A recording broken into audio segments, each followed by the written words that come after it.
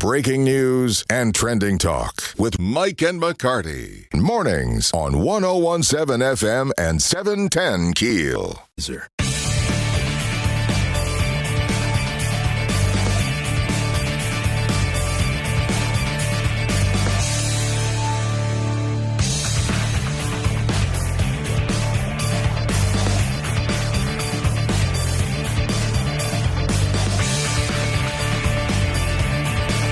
Talk. Yeah, it's talk time. Ruben, I'm bummed. Yeah. As you well know, Mike's off. I'm here. Scott Hughes will be joining us later. I gave him a list of things to go over, but I don't know where to start. I'm a little bit frazzled by football. Oh. And I was so excited. Yeah, everybody was. I was watching. I have friends that were in Vegas. I have a lot of buddies and, former classmates that were in Vegas. LSU just took over the Strip. They were everywhere. Purple and gold was everywhere in Vegas. I was seeing people's videos and their pictures. They were going to shows. They got there Wednesday. They were partying for 5 days. Oh, yeah. And I was geared up. And I didn't want to jinx anything, so I got the sausage balls. I got them ready. You did everything right. I made them, got them in the oven. I didn't take an after picture. Oh. And so people are griping at me like, hey, we don't see the after picture of the sausage balls. And I didn't make a whole lot because it was just me. Right. So they're gone. Between me and Bo, they were gone. Between you, Bo, and the TV. Yeah. And so I think I might have jinxed the team by not posting an after picture of the sausage balls. Could that be a problem? I don't know. I don't believe in any of that mumbo jumbo. You don't? Okay, I most good. certainly do not. Good. But I do have Brian Kelly questions. I'm one of the people that is like, where is the discipline on this team when you get a 15-yard penalty for taunting after a touchdown and going up in another player's face. And then because of that 15-yard penalty, guess what? They got a monster run back on the kickoff. Wow. That ended up costing you points. And then you have another penalty for taking off your helmet during celebrations, which cost you more points. For me, if you don't have discipline on the team and the players know you're the boss, and you're not going to behave like this, you have a problem. I saw some of the highlights, and there's definitely some disciplinary type problems going on within the team. And I thought Brian Kelly was the guy. I mean, I thought for discipline, you brought in the guy. I mean, he's not going to let people get away with anything. And I mean, again, I didn't watch the game, but as soon as I saw that the game was over and saw on social media, it's like with all the fire the coach, I was like, every year with this, every year. Yeah. But then I saw some of the calls and I was like, maybe they have something on this one. Yeah. And I just don't understand some of the things. I'm like, oh, boy, we need to do better. We have to do better at this. And I think we got out coached. I truly do. I think this was a coaching problem. I mean, our quarterback, Nussmeier, I got praise. This kid threw for more than 300 yards. He looks good. We don't have any deep threats right now. We just, it's short passes. It's 10, 15 yards. That's okay. But our defense let us down. They passed for over 300 yards, maybe 350. I'm not sure. But I'm mystified by 5 years in a row now. This is 5 years in a row, our opening game we've lost. 3 of them under Brian Kelly. Now, I posted on my Facebook page that, we played USC, a powerhouse. They're now in the Big Ten. Used to be in the Pac-12 or whatever it was. USC is a big football program. Oh, sure. Alabama played Western Kentucky for their opening game. So who's better prepared for the season after game one? Yeah, I guess you're right. Which is, Alabama always goes for these cupcakes. And they get a few cupcakes lined up, and then they roll through them. And we go and play a tough game to open the season. And then we get everybody yelling at the coach. You know, every year. So do we need to schedule more cupcakes at the beginning of the season? Do we need, I know we play Nicholls State this weekend. I get that. That's a cupcake for us. It better be. If Nicholls State is not a cupcake, then we're in trouble. Yeah, we better do all right on that one. Yeah, but I'm a little bit bummed. I know. Listen, and I know you're bummed. I know everybody's bummed. Louisiana kind of lost, but you know what? Over Labor Day weekend, America won. We did? Yeah, Joey Chestnut versus Kobayashi. Joey Chestnut put away 83 hot dogs for the world record. And it was the most disgusting thing I've ever seen in my life. I can't watch it. I can't. The dipping them and making it goo. I just can't. So with this particular contest, the dipping was outlawed. Oh, nice. But it was still disgusting. They still managed to make it a disgusting display. Now, what I couldn't watch, I did watch it. It was hard to watch. But what I couldn't watch was them sweating and heavy breathing while Rob Riggle was interviewing them afterwards. Yeah. It's like, leave them alone. Why are you interviewing them? and this was to compete with the July 4th. They decided to do their own mano a mano. Yeah, they skipped Labor Day. They skipped July 4th, and I found out why is because the Netflix thing paid $100,000, and I think the Nathan's hot dog is only $10,000. And so they skipped to do that. And they were also in Vegas. This was also going down in Vegas. Wow. So it was a wild weekend in Vegas. Yeah, no kidding, man. And, I first heard it was going to be a pay-per-view thing, but then I realized, no, Netflix was showing it. Yeah, the Netflix just streamed it. And they had a few contests ahead of time that were also equally gross. And, Well, I'm planning to go do something this week that a lot of people have already done and are praising or raving about. I'm really sad I didn't get to go yesterday. I'll kind of explain what happened. That is coming up next right here, 101.7 FM, 710 KEEL. Let's get back to the show with Mike and McCarty on 101.7 FM and 710 KEEL.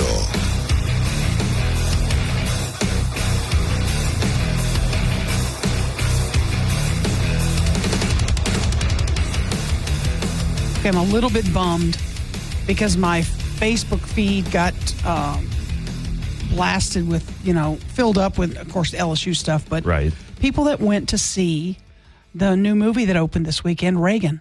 Oh, yeah. Rave reviews. Wow. And my plan was to go on Labor Day. I thought, well, everybody will be out, barbecuing or grilling and doing stuff. And so I had set up with a friend that we would go on Labor Day, go see the movie. And shot me a text yesterday, and we were planning to go like in mid-afternoon or whatever. And she said, it's sold out. Whoa. Unless you want to go at 9:45 last night. Everything is sold out. There are no seats left for any of the showings. And this was like 10 o'clock in the morning. And I thought, nothing? There's no few seats for any of them? No, there's one scattered seat in about 3 different showings. Wow. And that's it. I haven't heard about a movie selling out in a while. It is. Like for a whole day. Yeah. People are leaving the theater in tears. They're saying it's the first time they've felt patriotic in a long, long time. Jeez. It's Dennis Quaid. Yeah. Stars as Reagan.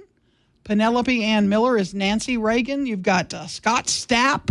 Stars as Frank Sinatra. From Creed? Frank Sinatra, yeah. Wow. You're going to have to go see it just for that. Oh, yeah. You've got John Voight is Victor Petrovich. Star-studded. Yeah, you've got a bunch of people in this movie.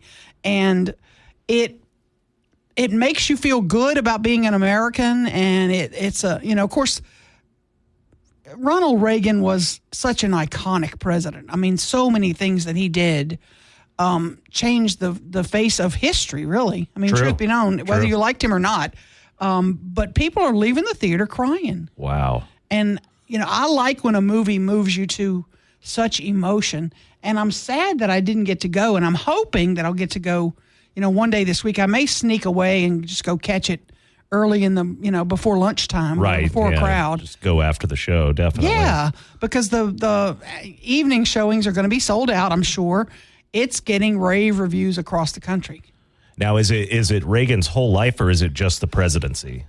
I'm not sure if it's the whole. I don't know. Somebody shoot us a message on the Shreveport Security Systems message board. I know some people are texting me if you have my number. I'm sure some people have already seen it and will let us know. But I'm looking forward to it, and I don't know that we've done a real biopic about Reagan.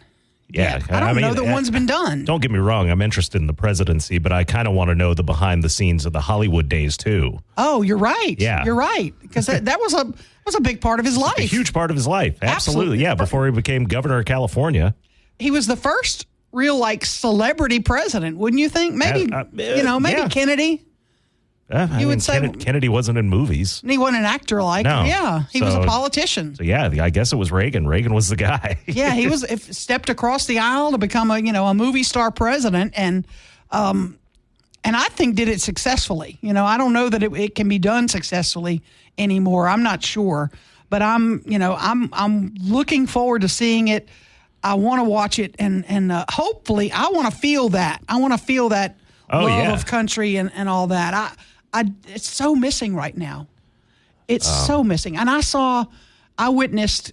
watched the news coverage this weekend. I don't know if you've seen it yet, but in Turkey, a Marine was attacked, a U.S. Marine who's there on duty. He's serving in that country, right?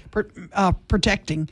And he was off duty with another buddy, another Marine, and they were doing some things, seeing some things in Turkey. And he got attacked by these protesters who were shouting, "Yankee, go home! Yankee, go home!" They put a bag over his head. No, I mean they're literally trying. His other buddy, jumped in. They got him away, and they're okay. But there was 15 people attacking him. Now I know Marines are strong, but as a mom of 2 Marines, right? I mean, one on 15 is not doable. I know they're tough guys, but when I look at that, I think, why are we even helping you? Why are we even trying to help other countries? It's scary. When some of them look at us with such disdain. Oh yeah. And it as a mom of 2 military guys, it breaks my heart that they're treated like that in some countries. Yeah, and it's rough. It's real frustrating. And I know some countries don't want our intervention, but yet we feel like we have to because of human rights violations. Exactly. And I struggled with that for many a year, and Robert had a good point to me. He kept telling me, but we're the good guys. Why do we always intervene? Why are we the ones who always have to go to everybody's aid? Why are we? And he said, because we're the good guys. Yeah. That is a fair point. We are the good guys, and I have to remember that. We are the good guys. We are the humans that do what's right. Now, I know other countries don't think that. There are some countries who think we're the good guys, and y'all are the evil, money-grubbing USA. But in the grand scheme of things, when all the chips are down and people are adding everything up, we are the good guys. Absolutely. We try to do what's good for the world and what's best for the world, and that's what I have to keep in my mind. But to watch those Marines like that, I want to go see a movie like Reagan. I want to feel patriotic. I want to feel like, yes, we are the good guys, and we can get back to that. I hope. I can only hope. 101.7 FM, 710 KEEL. More breaking news and trending talk with Mike and McCarty on 101.7 FM and 710 KEEL. Okay, we're going to talk.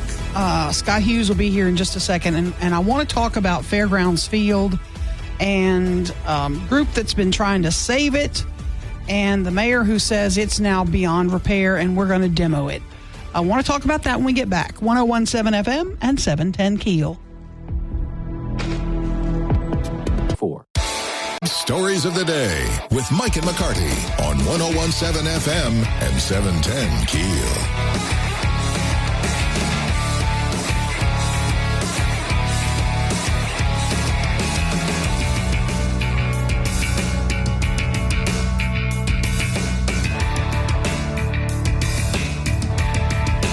All right, we are back, and it feels like Monday, but it's Tuesday morning because we had a long weekend. We actually had Friday off and yesterday off, so it was a nice long weekend. Scott Hughes is in studio with me this morning, and Scott, thanks for coming in, by the way. Good morning. It's good to have you. I've seen kind of this tit for tat on the Fairgrounds field. I know Link Coleman and the group, they wrote a letter to the governor and others about, why we can't save Fairgrounds field. They were putting the money up? I didn't see any cash. I didn't see a check attached. Cash yet either. I think that's the problem. That's the big problem. And now the mayor has sent a letter to, Congressman Speaker Mike Johnson. He replied. He felt the need to reply to the letter that was sent to these, in theory, outsiders to a Shreveport problem. Absolutely. And he said on our show last week, he said they've not put forward the money, nor the money to maintain it. Which, if you're gonna build a stadium, we need to have cash to maintain it. Otherwise, we're taking that money from the SPAR budget that we use for our parks and our rec centers and our pools and all that. And he said we just don't have the money to do that right now. Well, and I heard the interview. I've heard Tom talk about this. Tom Arsenault, the mayor of Shreveport, talk about this many, many times. And I think what he said is, my position has been consistent from when I was a candidate. Mm-hmm. I told you in writing when I was a candidate what it would take for me as the mayor to intervene and stop the demolition and or do any kind of rehabilitation to the facility. Right. And I think in the letter that he sent to the, I think it was Mike Johnson, the 2 U.S. senators, and or maybe the governor, I'm not sure who all was CC'd on that email, but I think he made it very clear to date, nothing I have told you in writing has been done. What he said is these people, and I'm not going to call out names, I think, because it's more than one person at this point, but he said this Friends of Fairground Fields group, they failed to deliver on anything they have said except filing court orders. Right. So now it looks like the city is going to move forward with demolition. They're going to go out for bids. They have set aside $600,000 of that ARP money, the ARP funding. What I heard Tom say was by December. Let me rephrase that. Before the Independence Bowl happens again. That's what Tom said when he was on your show. He did say that, didn't he? That's what December means. Before we have the national media come in here again and camp out for 3 or 4 days at Independence Stadium, we are going to take care of that eyesore that got us some bad press the last couple of years. The other thing that was interesting that he said, too, was, even if we were to attract a minor league ball club, that stadium doesn't meet the specs of what they want in a stadium anymore. I mean, they now want suites. They want, some amenities in a stadium that stadium is antiquated. It doesn't have a lot of the facilities or the area for a lot of the facilities that these teams require. So even if we were to use it and bring it back up, it doesn't really meet the bones of it wouldn't meet the specifications of what folks want anymore. No, it was an okay stadium in the day. It got built about the time that I came to this market, sometime in the late 70s, early 80s. We got here the mid to early 80s. And there was a lot of pride. There were people that went. My family, my wife's family were huge baseball fans, and they would go all the time. I think Tom Arsenault said, "I was there when we cut the ribbon." Yeah, that it goes back to when he was a council person. You bet. And to be fair, it was built at a time right before a lot of municipalities decided to really start investing in cities. It was built in this time when it was seen as a nice thing. It was a San Francisco Giants franchise. I think we were the AA team. We were in the Texas League. A lot of fun. Watched a lot of people. Charlie Hayes played for us. Howard Johnson, Hojo played for the Jackson Mets. I saw a lot of folks come through here. And then we hit the late 80s, early 90s, and we kind of started to decline a little bit in the ability of people to go with discretionary income. And at that point, you woke up and the stadium is just, if you travel to stadiums today, even minor league ballparks, it is not even in the category where it could be used. I'm not even sure it would be a quality college stadium today. No. And we talked a little bit, maybe off air. I don't know if we talked about it on air, but even to use the facility for some soccer games, I would worry that would hurt other, like our Cabosa or other soccer programs. If you're going to move some of those big events to that facility, does that hurt what we have in other parts of town? I know you're a big soccer guy too. Well, it's not that it would hurt. And just for reference, I think you know this, I was the president. I'm still on the Cabosa board right now, the soccer group, and I was the president for about 6 or 7 years. And actually, I got to visit in my capacity as president of Cabosa with the Rev Entertainment folks when they came to town. And that's the question they asked us, that if we were to step in and do something, and they were talking about knocking down Fairgrounds Field and building another baseball facility. They said, if we were to do this, would you use it? And we had to basically say, no. You're talking about doing all this to put one field. I mean, you basically have one soccer field. It wouldn't be contiguous to anything else. We've been very pleased, and I want to give the city credit. We worked closely with the city. It was the Perkins administration, but it carried over to the Arsenal administration. And we've been able to expand Cargill. We've been able to put turf fields out at Cargill. And there's a plan now to put 6, 7 more. I don't want to get into all of that because it's in the design work. But, what you need is, whether it's soccer, whether it's softball, whether it's baseball, when it's youth sports, what you need is a lot of fields contiguous to each other.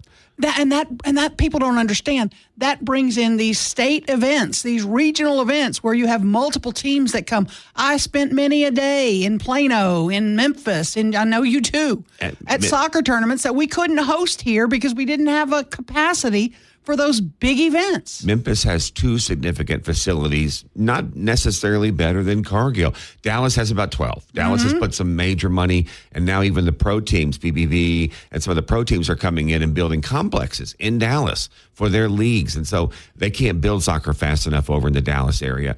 Locally, we've seen some people. Ruston has invested in some youth sports. I think the Natchitoches area invested in some youth sports. And yes, but even there, you can't get 2 or 3 fields. You need 8, 10, 12 fields to really be able to get the games and the tournaments. And I think you go back to Fairgrounds Field, that was the problem for any other multi-use was now 2 things. Multi-use now, you don't have the facility. Baseball, you could play 1 game there at a time. You don't have multiple fields. Right. I think what the Y and what Little League Baseball is doing down near where you live off Ninth Street, they're actually investing in a quality complex that'll be turf and be multiple fields, and they can hold leagues and tournament games.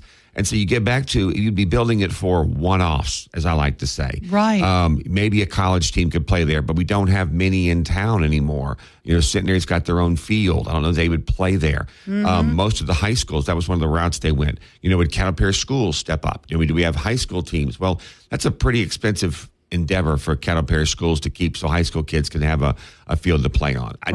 Without a pro team anchoring it, you just don't see it having that type of use day in, day out. Yeah.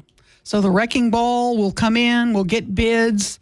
I'm hoping the bids don't go up above. I'm hoping it's $500,000. That's what we were trying to do it before when Perkins was bidding it, and we got a company to bid it for that, and we had to stop. And I hope the bats don't become a problem again too. Well, I'll just say this: whatever happens, I hope we go one route or the other and we quit playing around. We either demo it and move on, or the other group puts up the money and we go that route. We can't just leave it the way it is. No, it's awful looking, and it really needs to be torn down, and it's long overdue to tear it down. It really is. There's no doubt about it. Scott is here. I gave him a long list of homework to do. I know he wants to talk LSU football. I got to have you explain what's going on in Colorado, too. I'm a little bit worried about that, and we need to discuss that. I'm not sure I know, but we'll talk about what we do know. Okay, that is coming up. 101.7 FM, 710 KEEL. Back with more of Mike and McCarty on 101.7 FM and 710 KEEL.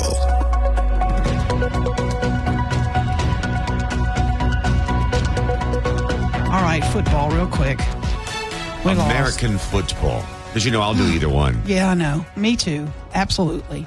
Tottenham's off good this year in the Premier League, if anyone's wondering. I am so bummed because I was so excited about Sunday night. I was really jazzed up. I was watching all the purple and gold on the strip. I was watching them go to shows. We showed up.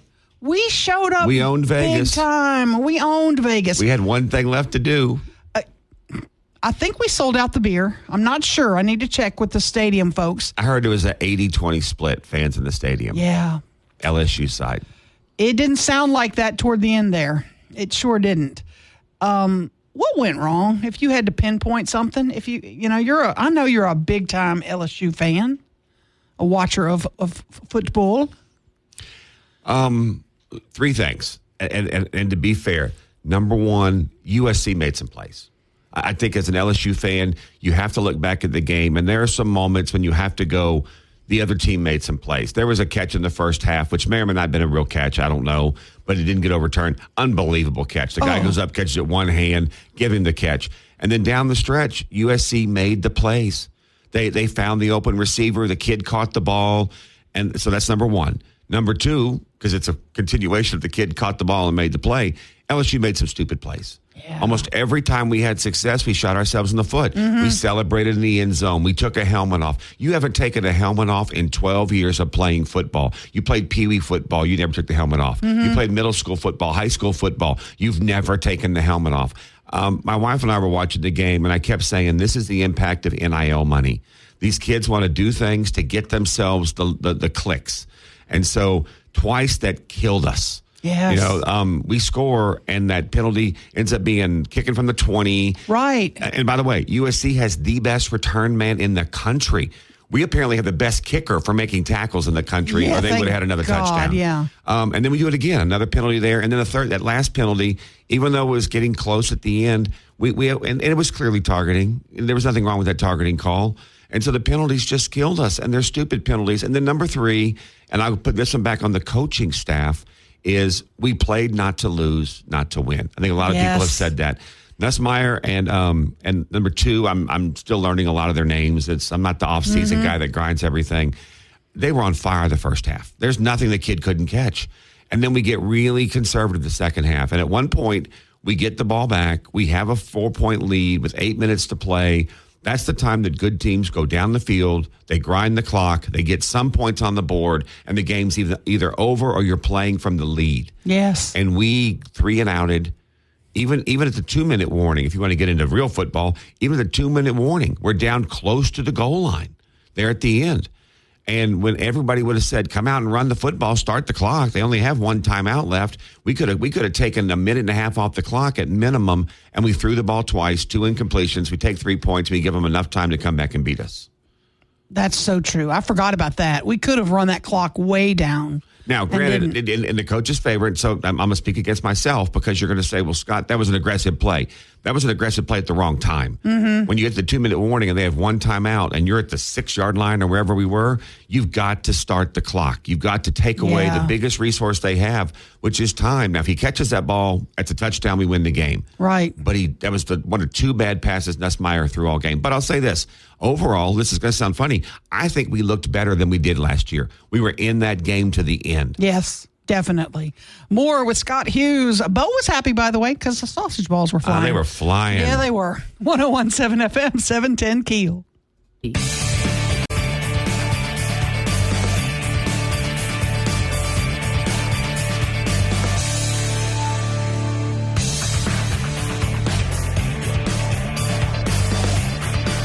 He's a dangerous man.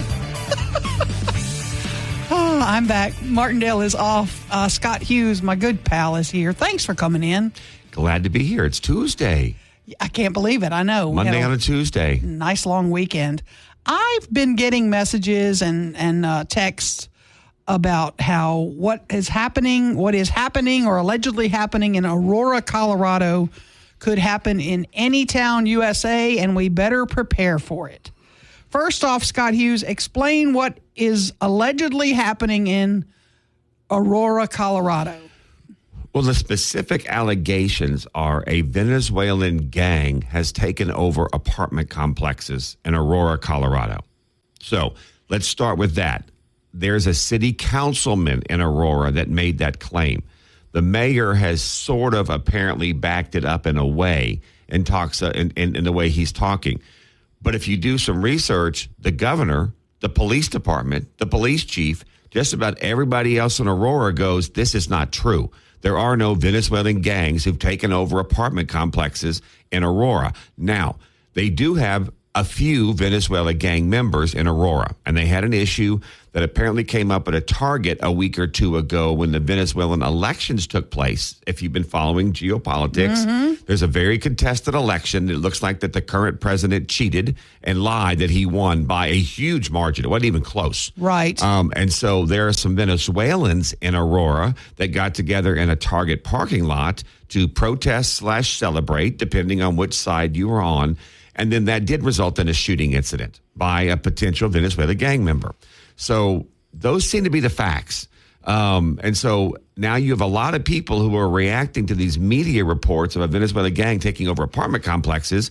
So, like, now you get motorcycle gangs and people are just trying to, we're going to come save this city. The Hells Angels are going to save Aurora. Well, one motorcycle group, I don't know how to call them a gang, I want to be careful, but that we've always used motorcycle gang, but I want to be negative on that. But this one group has showed up, and just like many showed up at the border, there's no problem there. They've showed up to solve it, and there's no problem. Where are the gang members? They're not there. And so now you're coming back to it's being peeled back. And the way you introduced this was interesting. It's being peeled back, and people are like, well, we have a gang problem in the town, and this could happen anywhere. And so now it's more of a political ploy of just screaming about something that is a problem. And this is the problem with these types of situations. You're better off telling people what it really is than making something up, because we're all willing to understand there are problems at the border. There are problems with people that are being dropped in different communities. Colorado is a very popular place where people are moving a lot. By the way, Colorado, from the real estate standpoint, we're very interested in Colorado. Colorado is growing as a state with a city the size of Bossier basically every month right now. Wow. There's 90,000 people being added to the state almost every month. You run the numbers, it's 1 million a year. So that's how fast Colorado's growing right now. So the fact that you're going to have some of these places where people are growing, apartments are going up, things are going on, that's not out of the ordinary. But and I want to be careful because I'm not there. And so maybe something did happen. There was clearly something happened. There was somebody running out with a gun in an apartment complex. That video's on the internet. But I think we need to be careful about just assuming that things are taking over and there's shootouts. It doesn't seem to be the facts. Okay. Are these illegals, supposedly, that are doing this in Aurora, if they're doing anything? Well, and so if you use the word illegals, I'm probably going to say yes, based on the facts that I've seen. Illegals, but again, the word illegal, this is where you get into immigration. I want to be careful, particularly with our audience here. I want to be careful because they're not citizens. Let me say that. Okay. But they're kind of here legally because the way the immigration policy works, and a lot of people don't understand border policy. These are people that have crossed the border or come to the border and they've asked for political asylum. Well, political asylum means that now they're here legally. Okay. They've legally been given a piece of paper, said, come into the United States. They've said, we have to have a trial, have people look at your situation, but you get to stay here legally under this piece of paper while we do your court processing. And the problem is it takes 9 months to 4 years to do that court processing. So they're here pseudo-legally in the sense that they've been allowed to come in because they sought political asylum.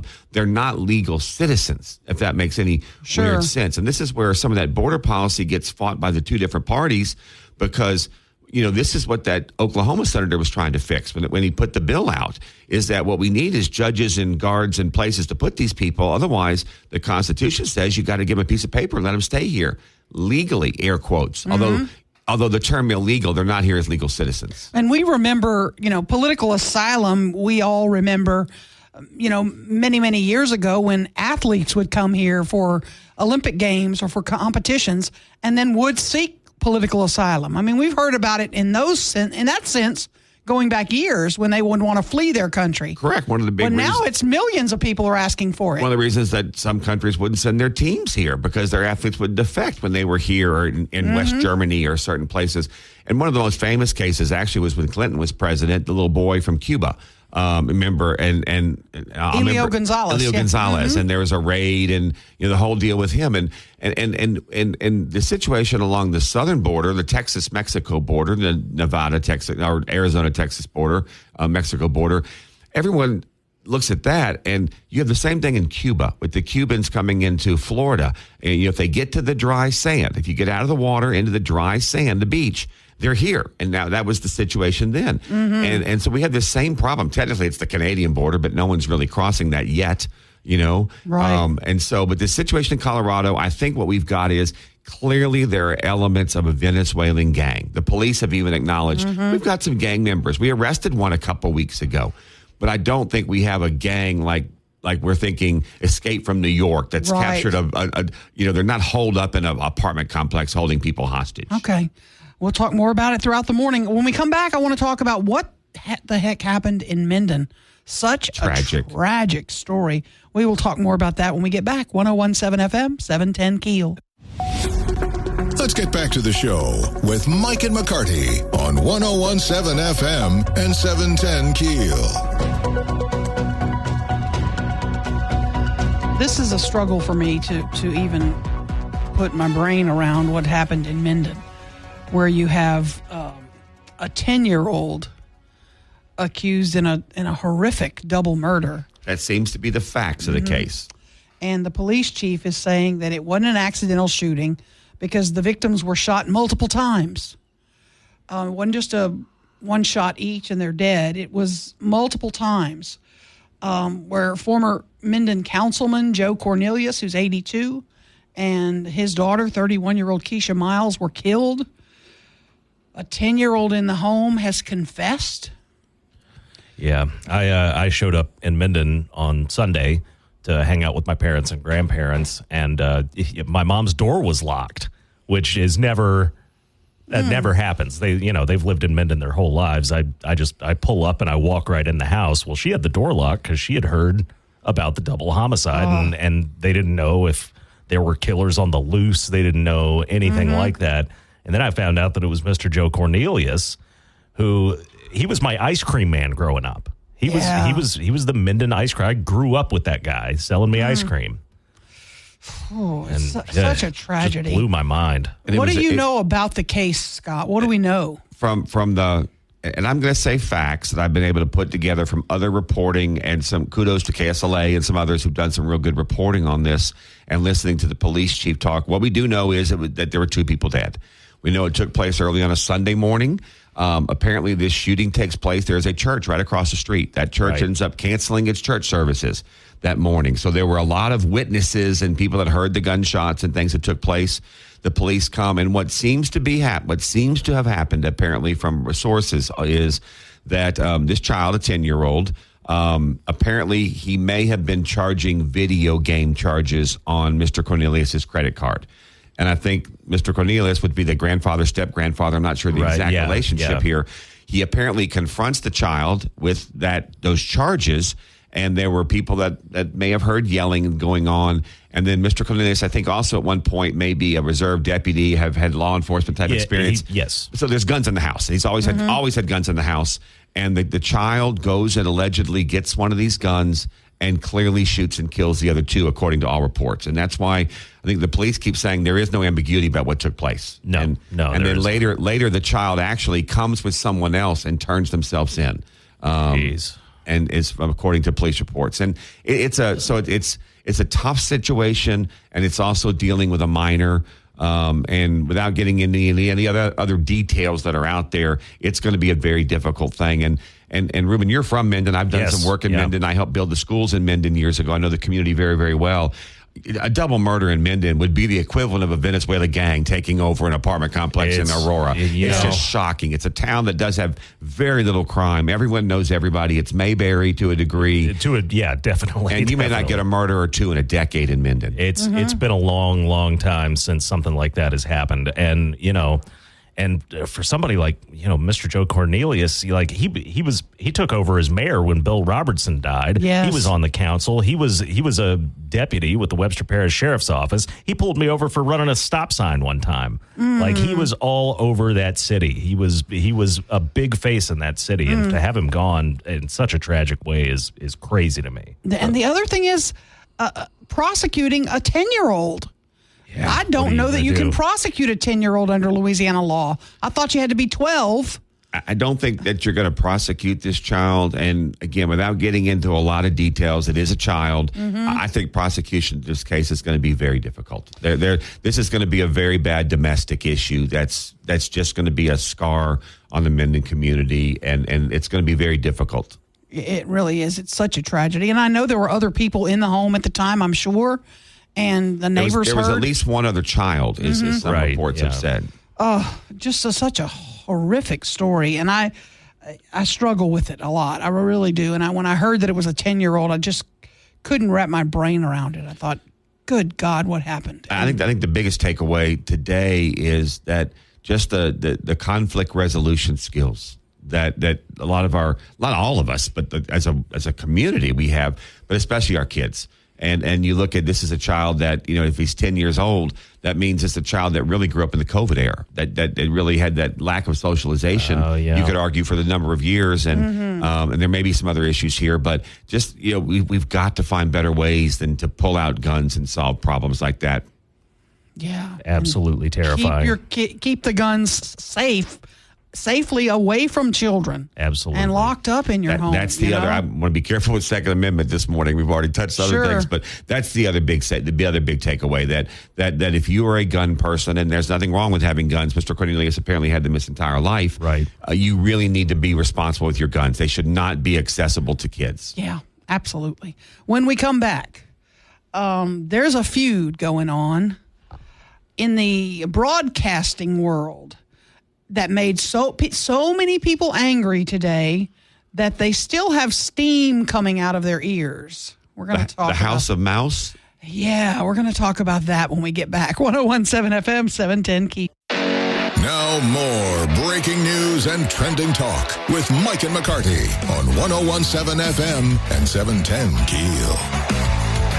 Okay, we're going to get to the broadcast mess in just a minute. But first, the Tooth Fairy. First, I want to tell you a Tooth Fairy story because I'm at a lunch gathering with some friends, and one of them brought a grandchild there, and he's sitting at the end of the table, and he's got his two front teeth missing. And so I looked down and I said, "Hey, how'd you do with the Tooth Fairy? What'd the Tooth Fairy bring you?" And he said, "Well, when the first one came out, we were at Disney, Florida. And I got $20. He said, "Tooth Fairy in Florida is awesome." And then I said, "Well, what about the second one?" He said, "Well, we were back home then, and the Louisiana Tooth Fairy's cheap. Only got $5. He said, I think Florida's rich and Louisiana's broke. Got a cheap Tooth Fairy in Louisiana."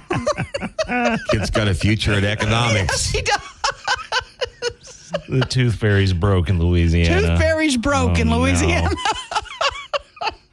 I don't know what the going rate is now for a tooth. I'm not sure. I'm hoping it's not $20.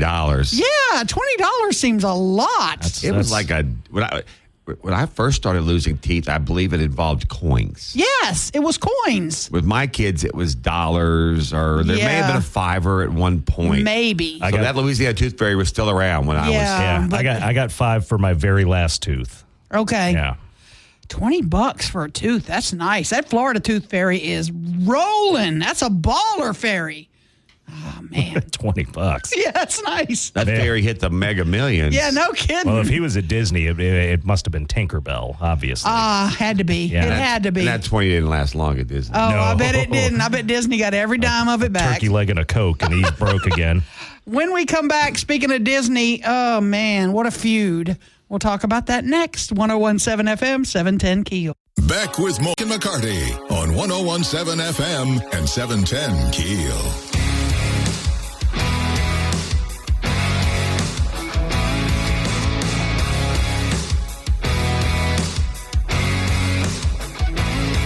Oh, my. I would be so angry Oh, my mom was. if this happened to me. Yes, there were lots of angry people about 5:50 on Sunday night. DirecTV customers found out Sunday evening, shortly before kickoff, that they weren't going to get to see the game. Is that true? And by found out, if you mean they went to a channel expecting to see an LSU broadcast, and they saw, "We're sorry, DirecTV is in a contractual dispute with the Disney Corporation, which is the owner and operator of ESPN and ABC, among other channels."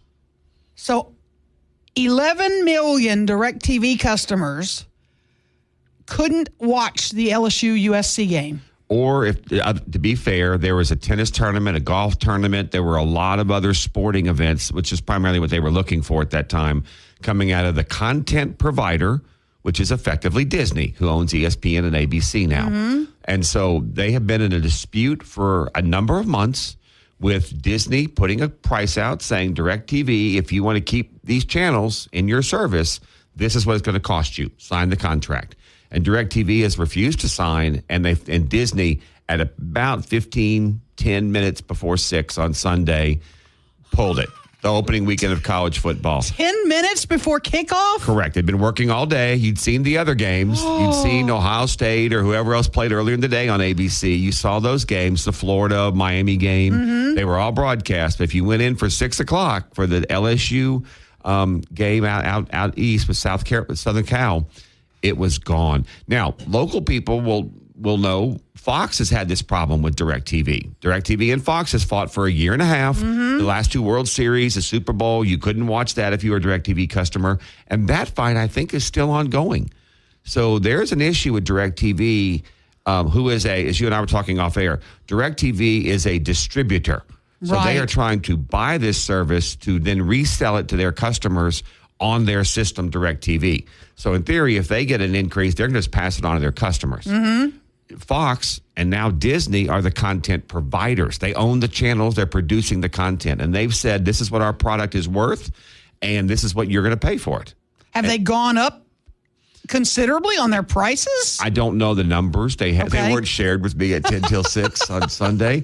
But I think it's fair to assume that they're going up on their prices. And that DirecTV has said, this is Scott's opinion. I think what's happening is DirecTV is under tremendous pressure because they're falling apart as a business model. Because 20 years ago, DirecTV was great. I get the satellite, I get whatever, I get all these channels. Now people don't want 900 channels. Now they'll stream what they want. They'll go get the app. They'll get the Hulu app, the Netflix app, the ESPN app, the ABC app. Right. And so I think DirecTV is under tremendous price point problems. They can't take these raises for these products because people just continue to drop their programming. Yeah, and if they have to pay the higher prices, they have to raise their prices. And again, people will then say, nah, you're not worth it to me anymore. I'll just go and get these individual apps. But I know there were some people really mad. Now, there were ways that you gave it a half hour. People figured out ways to get the game. There were ways to go to ESPN.com or ABC. Okay. YouTube. I'm not all into all those things, but people found ways to get the game. Go to a restaurant. It was on there. But in the very short term, when you were turning that game on at 6 o'clock and you had sausage balls ready to go and you and Bo hot out were of the sitting oven, down, you would have been flying sausage balls. Oh, my gosh. I would have been flinging them. So what we know is Erin McCarty does not have DirecTV. No, she does not. Thank goodness. I would have been livid if I had to go find someplace else to watch the game and had to illegally stream it or subscribe to something for a temporary time. And I'd be very concerned if I was the customers because, again, the Fox deal, which went on for a long time, was a precursor. And now you've got I think it's DirecTV and possibly the AT&T television as well is tied into this. Now you're playing with what is in corporate terms called the House of Mouse, and the House of Mouse never loses. They're one of the big power players, and they have a ton of content. And like you said, the people that produce the content typically will win these fights. The content producers are winning these days. That's why streaming is so popular. That's why binge watching of shows. And the one thing that's threatening the content producers is the AI. Because Mike has talked about this with his voice talent work and things. The AI can make the content cheaper to produce, can put actors out of work, but ultimately the content producers will win. They own the content. So is this going to be a prolonged deal? Are these folks that have DirecTV going to miss college football this season? I would, based on this is why I brought the Fox story up. Based on the Fox experience, it could be a long deal. I don't see DirecTV knuckling under. I think that they're under business market pressures. For those that are in that segment, you've watched Netflix come in with the changing the logins. You've watched Hulu. All these other streaming type services are, they say we can't keep giving our services away. And so I think their business model is getting very difficult. The price of things are going up, and customers are learning, I don't need to bundle 400 channels. Maybe I only want to bundle the 12 I watch. Yeah. Maybe I want to get 6 apps, and this, people's viewing habits are changing. And a lot of people don't even watch content on television now. They watch it on these little things in our hands. Yeah. And so this could be a prolonged battle if you're unfortunate. And I'm not telling people to abandon their DirecTV. That's not what I'm saying. But I'm saying I would be prepared. It's not going to be fixed by next weekend. Yeah, find alternative ways to watch the games if they're going to be on one of those ESPN or ABC channels, because you might be SOL for this weekend. Now, for Tiger fans, they're going to probably win the next 4 games pretty easily, but they're not going to necessarily even be on broadcast television, most of them. We sure hope so. We got to talk about the presidential debate, which is coming up 1 week from tonight. We will do that shortly after 8 o'clock right here. I can't wait. I'm making sausage balls. Oh, it's going to be fun. 101.7 FM, 710 KEEL. Get back to the show with Mike and McCarty on 101.7 FM and 710 KEEL.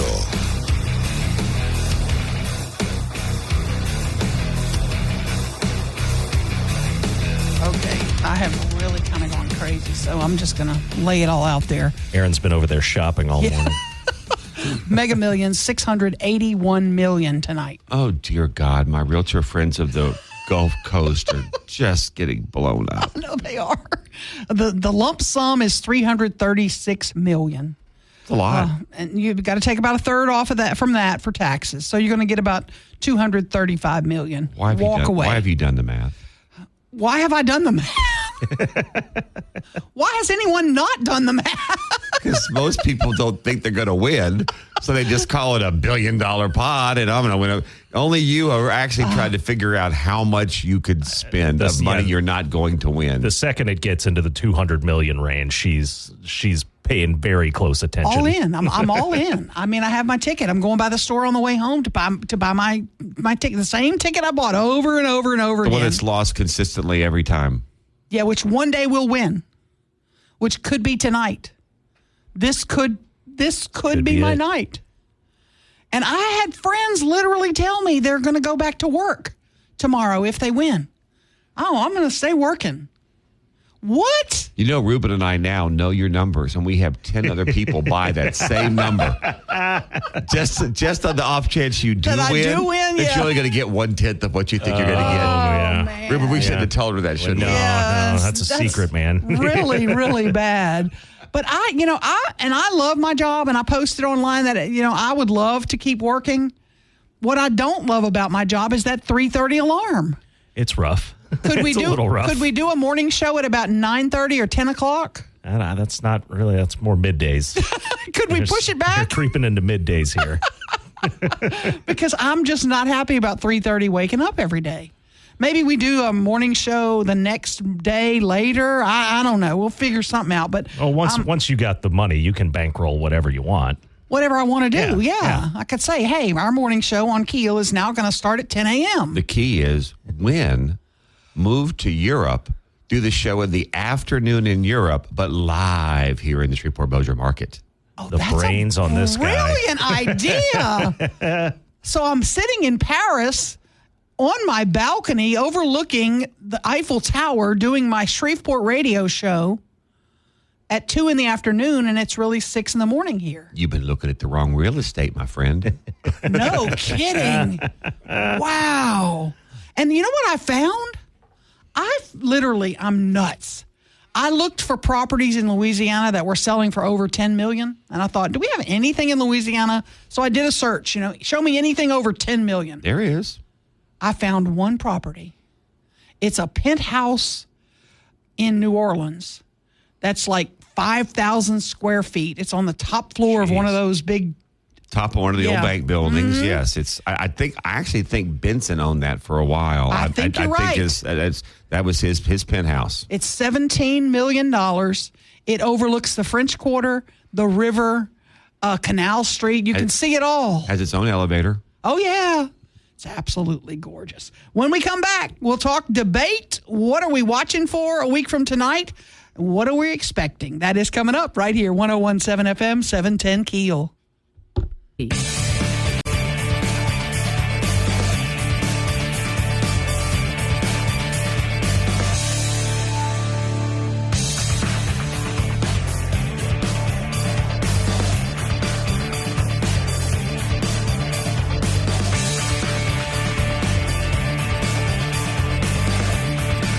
I'm sorry about that, Scott. I just did something bad. That was very bad. Sorry. I wasn't watching. This is Okay, good. radio. Good. visuals don't matter on the radio. If they did, FCC would be involved. Oh, man, no kidding. We are back. Martindale is off today. He'll be back tomorrow. My friend Scott Hughes is in studio. Thank you for being here. I'm always glad to come out and help you and Mike. And Ruben. Feels like a Monday, but it's actually a Tuesday after Labor Day. The presidential debate, the only one so far that we know that's scheduled between Kamala Harris, Vice President Harris, and former President Trump is 1 week from tonight. And my gut is it's going to be the only one. I think you're right. I think you're absolutely right. I think there will be a vice presidential one coming up in October, Vance and Waltz. But for the two presidential candidates, this will be the one. It's Tuesday night. We're going to carry it on KEEL, by the way. It'll be here live beginning at 8 p.m. Tuesday until 10 p.m. when they're supposed to sign off. What are you watching for? What would you be looking for? I'm looking to see, and this may upset some of our listeners, I'm looking to see how desperate he is. I think at this point that the former president, Donald Trump, I think he's playing from behind. I think all the polling, and you know I'm not a huge fan of polling. We've talked about polling. I like trends. But all the trends, the consistent polling shows that she has made a move. She has made a move with independents. She's made a move with moderate Republicans. She's making huge gains with minorities and women. And so I think that Mr. Trump is now in a situation where he may have to swing for the fences a little bit. And that's what many of us are going to watch. The last time he got on the stage in a debate against a woman was Hillary Clinton, 8 years ago now. And that debate's kind of famous. He stalked her. He did a lot of things. And Hillary was a very good debate partner. I think that he's going to find, and I believe Miss Harris is going to be a very good debater. She was the Attorney General of California. And so for those that may not know that, she's kind of another female version of Liz Morrell, our now Attorney General. Whether you like her or not as a political candidate, she's a very capable lawyer and she's an excellent debater. And some folks may or may not remember, she was one of the hardest hitting cross-examiners on the Supreme Court nominees. I mean, and she backed the Supreme Court justice in a corner over the question of tell me a time in the law when the law has ordered something for a male body. When they were talking about for those so I go to that because she's going to be very good at this. And I think his style is more sort of wide open, topical, going to throw a bunch of things out. And I think he will do fine. The question is, can she handle that barrage? And I think that the last debate we watched, I think former President Trump clearly just bashed Joe Biden into submission. And I think that's kind of what led to where we are today. But this will not be that debate. But to those who call her a lightweight, what do you say to them? I mean, you obviously disagree. I don't think someone that was the Attorney General of California, the fifth largest economy in the world, and a U.S. Senator is a lightweight. And that's why I gave those examples. You know, if you love Liz Morrell, she was the Liz Morrell of California, a state 10 times our size. And she was the Attorney General. And I watched her in those congressional hearings on the Supreme Court justices. And if you want to see a precursor of what's coming, go back and watch that. And she took some of those justices to the wire. They couldn't answer the question. And that's where I think it's going to be interesting for Mr. Trump. And I'm curious what approach he takes. Because on the one hand, he's going to be on the stage with someone that is going to attack him back, unlike President Biden did. I think she's going to come after this. She's a courtroom attorney. And in respect to all courtroom attorneys, they know what they're doing. They're quick on their feet. Now, will the mics be hot for both of them the whole time? Do we know the procedure? My understanding is, so I'll go back to this. I don't think the president really wanted to debate her at first. It looked like at first former President Trump did not want to debate. But he kind of got trapped because he put out the anytime, anywhere with Biden. And they had agreed to 2 debates. The first one with Biden and this one, September the 10th on ABC. And so I think the Harris campaign, the Biden-Harris campaign, they basically used that leverage to say, you already agreed to this one. And then they wanted open mics. Vice President Harris wanted open mics because they believed Donald Trump can't keep his mouth shut. So they wanted open mics. That became the one issue they're still kind of snipping at. And then the Trump campaign came back and said, and kudos to his campaign people, not him, the candidate. His campaign people said, oh, no, we've already agreed to no mics. The mics will be turned off when it's not our turn because they're concerned what he's going to say. They want his mic turned off when it's not his turn to speak. and they want hers turned off so she can't yell when he's saying things. How does he score points Tuesday night? How does he close, if he is trailing, how does he close the gap? What are some key things he should do? Well, his challenge is going to be he really needs to reach out to moderates and independents. He's got his base. Donald Trump has a base, and it's loyal, and it's right there. It's probably about 40% right now. It's that next 10% that he is struggling right now to find. So he's got to find a way to reach out, and that's going to include minorities. That's going to include women.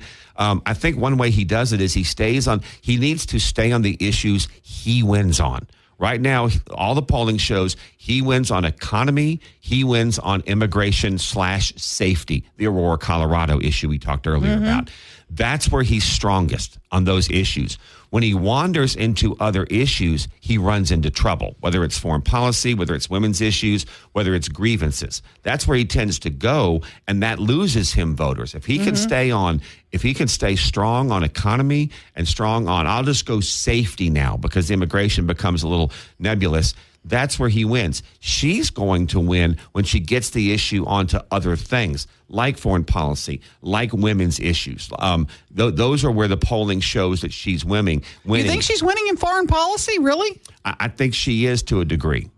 Because I think the foreign leaders would see her as softer. Well, no, that's his image of her. She's been the vice president. The problem with him is he loses immediately on Ukraine. He loses almost any respect worldwide when he supports Putin in Ukraine. His issue with dictators, his issue of not supporting NATO. We could go down a whole bunch of issues. Now, I know you and I are both going to get texts as soon as we get off air, people screaming at us.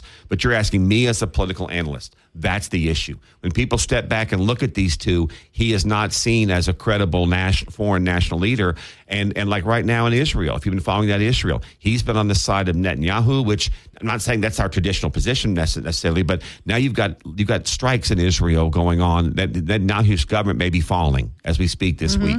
So she gets kind of at least they're a push. I give her a little edge because of the NATO situation and some of those things.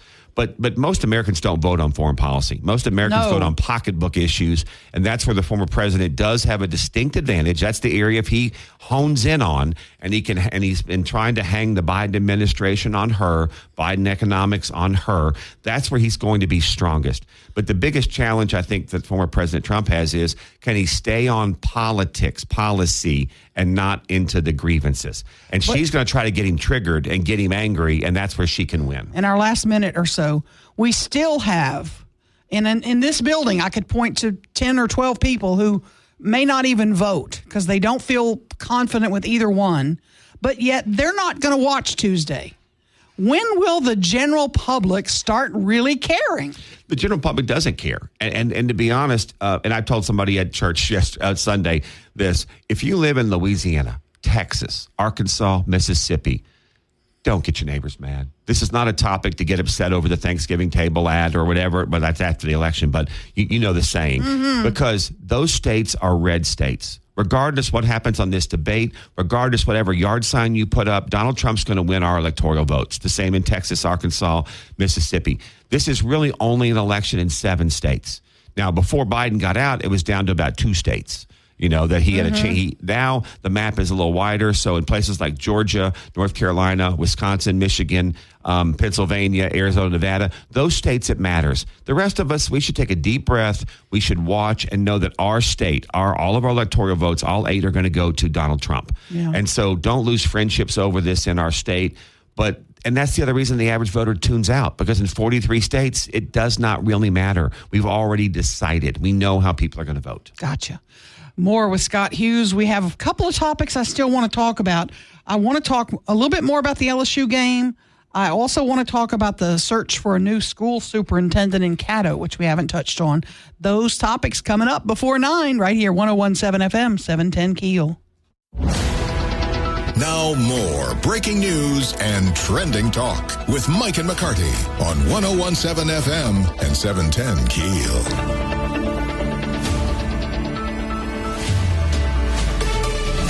Okay, I'm still a little bit bummed. The LSU Tigers Sunday night lost to USC. What was it, 27-20 was the final? I don't know. It could have been 100. It felt like 100. No, it was actually a very good game. And in the end, it was 7. Remember, in the end, LSU I believe, almost let the other team score there at the end. There was some discussion of that. That last play, it's almost like they decided that. And if you don't know the theory of that, if LSU makes that tackle, then SC runs the clock down to 3 seconds. They call their timeout. They kick the field goal, and we never get the ball back. Mm-hmm. That was a tie game. And some folks go, well, he missed that field goal at the end of the first half. He did miss that field goal at the end of the first half. But that's all you're playing for is a missed field goal. So they may have let them run the ball in. They got it back, but you can't really do that with 7 seconds left. But they at least had a shot. I mean, remember, they made one complete pass. Right. And then, it was intercepted. That was the only turnover of the game for LSU. The last play of the game. Absolutely. It just seemed to me that we had some undisciplined mistakes. The celebration, the taking off the helmet, some of those things, the targeting, some of those things we shouldn't open the season and have those things still a possibility. I saw a lot of my friends, and this is no disrespect to McNeese. I saw a lot of my friends posting, can we play McNeese first game next year? Can we stop playing these? And kudos to LSU, because a lot of the SEC opened up against the McNeeses of the world. Alabama played and they all Western won Kentucky. 70-0. Yeah. Ole Miss hung 76 on somebody. Alabama hung 60. Arkansas hung 60 on somebody. Even Vanderbilt won. Now, Vanderbilt played Virginia Tech. Congrats to our Vanderbilt friends. Congratulations. That was a great win. But that has come up. LSU has chosen, and to their credit, LSU has played a significant opening game for years. Normally neutral site. Last year it was Florida State. I think the 2 years before it was Florida State. Sure was. So people are looking at that going, maybe we want to take a game and kind of kick the tires a little bit and get the rust off. But it's going to get interesting. I think I saw it. We do it again next year. I can't remember who we open up against next year, but I saw the game. It's Clemson. It's Clemson. That's right. It's Clemson. Mm-hmm. Who got hammered this year, by the way? They did. They got beat by, was it Georgia? So, Georgia took them out. Georgia and then pounded them. Miami pounded Florida. Yeah. So those were the... And Florida State, holy cow, they get beat in Dublin and they get beat last night. Florida State's the only 0-2 team in the country. Oh, and man. those are both conference games. Florida State's done. LSU, for our LSU fans, which you and I both are, LSU can still come back and make the playoffs. They almost did this last year. Remember, we lost to Florida State. And had we had a 12-team playoff, LSU might have been in the conversation last year with 12 teams. Oh, absolutely. We were hanging around that magic cut line. So if LSU comes back and still only loses one, maybe two, but definitely one more game, they can be in the conversation. What does Brian Kelly say today when he meets with the media? What is he talking about? Well, I think he needs to, and some of his quotes were a little out of context. He did take some blame. He did take some blame at the press conference if you watched it, but I think Brian Kelly needs to step up and take the blame. He needs to accept the responsibility that his players maybe have done some stupid things, but he's the coach. And and then ultimately, I'm not even sure when all is said and done that those 2 or 3 penalties were really what killed us. We could have taken 3 points on the first drive. That's a coaching decision. We had the ball in the lead with 8 minutes to go, and we had the ball with 2 minutes to go, and we didn't score a touchdown. And so there is some play calling. There is some time clock management. But I think Kelly's got to rally the troops. If you're an LSU fan, which I am, I'm going to fall back on the overall team I saw was better. Oh, yeah. And Southern Cal's a decent team. Very happy with Nussmeier. I'm excited. Nussmeier played spectacular. Yes. He was a very solid quarterback. We have wide receivers. We had a running game for a moment. And so there's things, there's hope there. And we had a defense that did not give up 45 points. Yeah, that's true.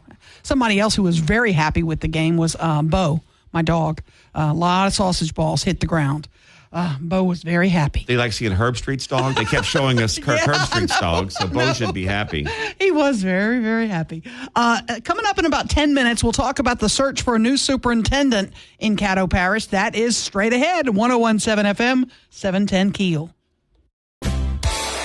Stories of the day with Mike and McCarty on 101.7 FM and 710 KEEL.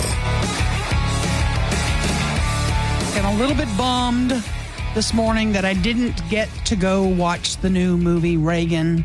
Everybody that has seen it, it opened Friday, I believe, and they are raving about it. Dennis Quaid is Reagan? Yes. I'm not seeing that yet, but I'll go see it. People are, I was going to go yesterday. My friend and I had plans to go, couldn't get tickets. It was sold out solid until the 9:45 p.m. show, which for me is a little bit late. So I'm hoping to go one day this week. I want to see, people are leaving the movie crying, saying that they feel patriotic and they feel like, that's where we ought to be again. So I want to go see it. I'm curious if it starts in his Hollywood years. Is it just the presidential years? I don't know, but I'm excited about it. I think it's going to be a big movie. You haven't seen this kind of a spin for a political movie since Lincoln came out a couple years ago. Lincoln was a good movie, and you didn't see the guy playing Lincoln at first, but then the movie was very, very good. I'm going to tie Scott to his chair for one more long segment where we want to talk about the search for a new superintendent in Caddo Parish. It looks like we're done. Looks like we're down to one guy. We're in one lane. It's one lane road. Want to talk to him about that process, how it went, what we expect to hear from now. That is all on the way right here. 101.7 FM, 710 KEEL. Mike and McCarty on 101.7 FM and 710 KEEL.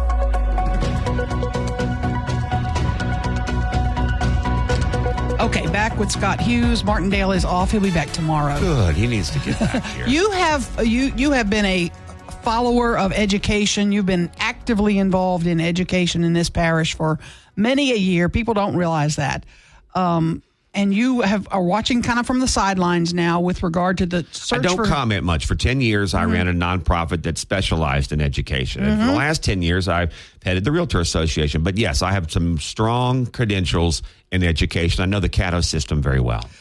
We had a search company go out, do a nationwide search. Like we always do. Yep. We have found the 6 best contenders we could find that they presented to the Caddo School Board. Like we always do.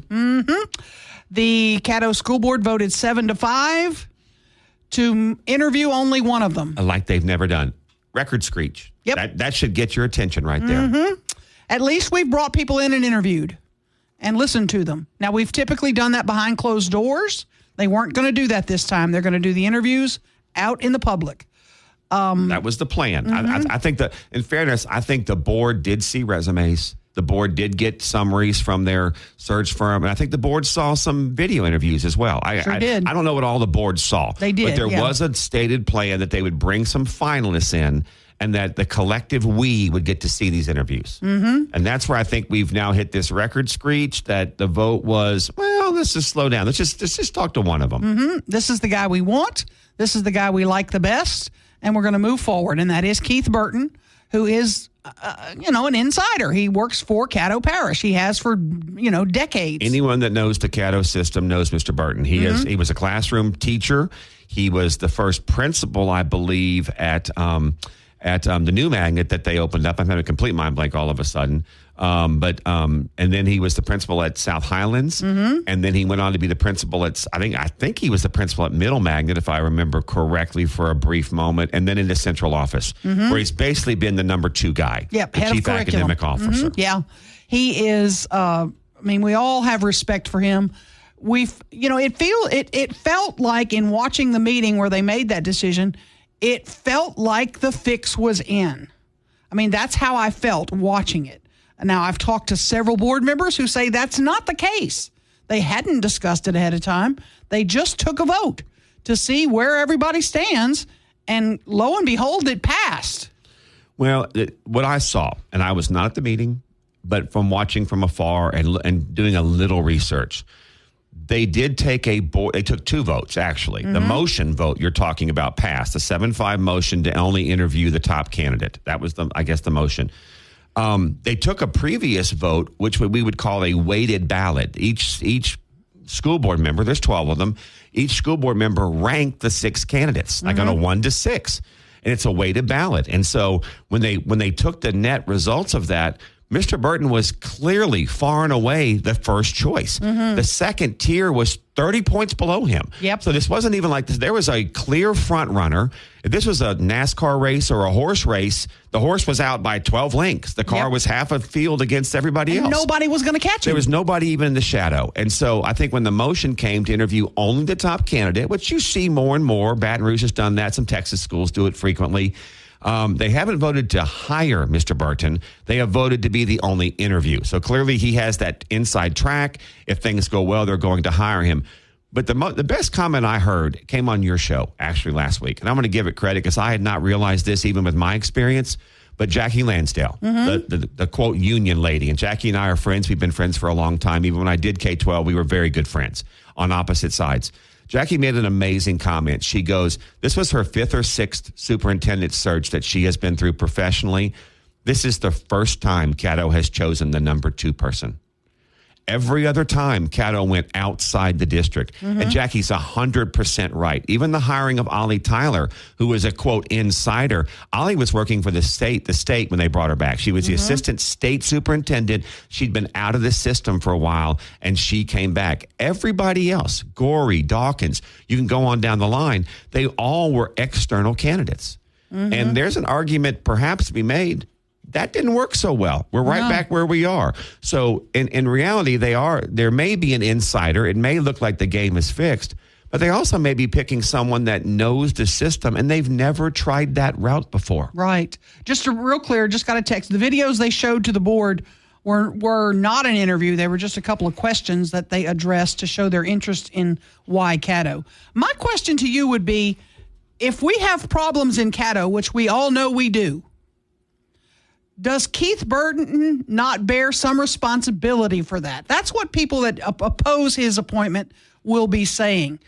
And I would venture to say, well, he was not the man in charge. He was, you know what I mean? That's what I would say. It's a question we're asking at a lot of levels right now. Is can you hold the number 2 responsible for the outcome of an administration? And so I think what you hold Burton responsible for is the part he was responsible for, the academic side. And are there gains? How are we doing academically on the teachers and things? I will say this, knowing what I know about Caddo, whoever the next superintendent is, they're facing monumental challenges. Because what's about to happen if you don't follow is the Caddo system has dropped from roughly 40,000 students to 30,000 students. It's dropping in population. It needs a complete rehaul to the infrastructure, the footprint, the buildings, and everything where the schools are. That takes someone that knows the system. That takes someone that understands the community to have that conversation. We are now facing vouchers. No other superintendents ever face vouchers. So Caddo now needs to compete for its kids. And so if you're a school board member and you're sitting there looking at that, are you going to roll the dice with someone that's never even been to your community? Someone that's going to come in and spend a year learning how this community works, or someone that understands the community? And I'll go back to Jackie's comments, Jackie Lansdale. I think that this might be the time to try the number 2. Yeah. Maybe a short lease, but you got to try it. Absolutely. The executive committee meeting today, 4:30. We'll talk more about this tomorrow right here, 101.7 FM, 710 KEEL. Let's get back to the show with Mike and McCarty on 101.7 FM and 710 KEEL.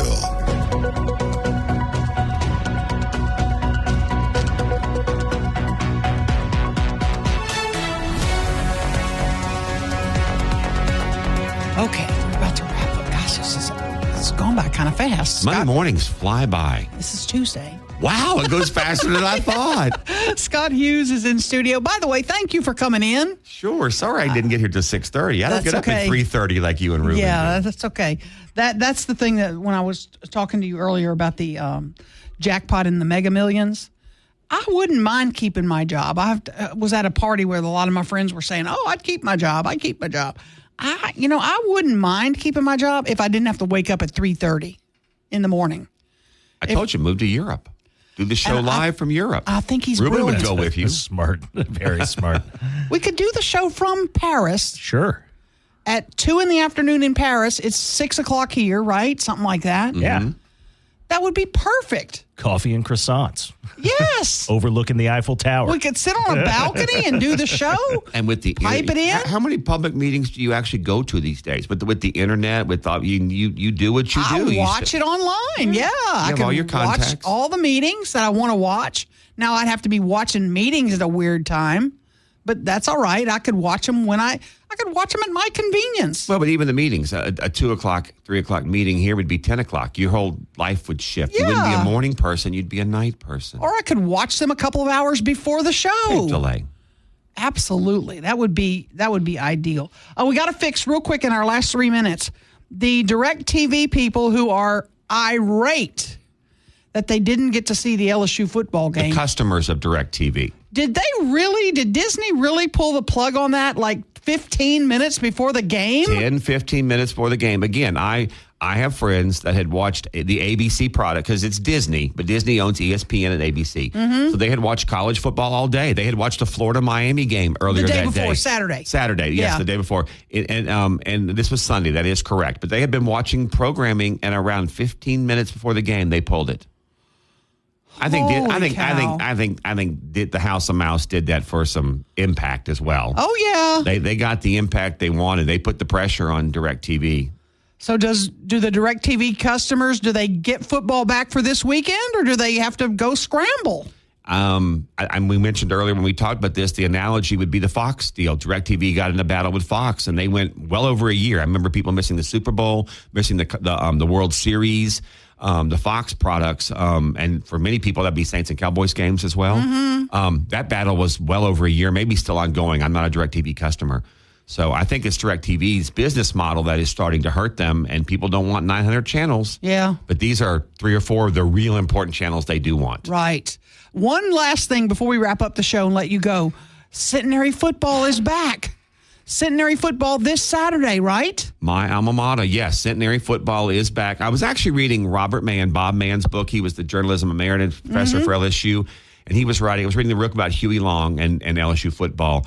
And back in the 20s and 30s, we'd like to remind people, Centenary football regularly beat LSU. Yes. And that's in Bob Mann's book. And Centenary has not had football for basically 80, 90 years. And it's back this year. Centenary, good job. And they've redone some tremendous facilities behind the Gold Dome. I say in the next few years, we open the season with Centenary. LSU versus Centenary. That's the game my LSU friends would like us to play. Yes, nothing against my alma mater, but my LSU friends want to open against Centenary. Let's do that in the future. Please, somebody work on that. 101.7 FM, 710 KEEL.